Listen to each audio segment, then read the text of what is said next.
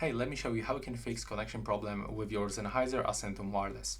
So take a look. My headphones are actually in the pairing mode. The indicator is blinking blue and the red, but for some reason they doesn't appear on the available devices list.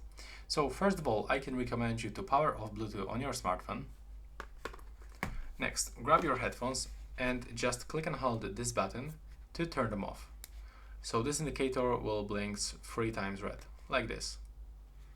Now you can release, and from this we'll have to click and hold this button one more time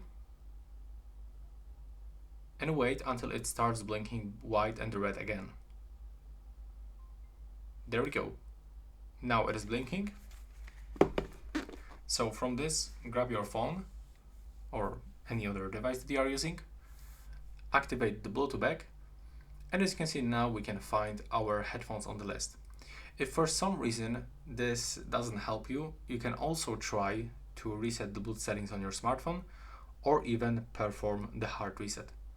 Just to be sure that there's like everything fine with your phone, you can try to connect these headphones to any other device. If they also doesn't appear on the list, there's like probably more advanced problem with these headphones.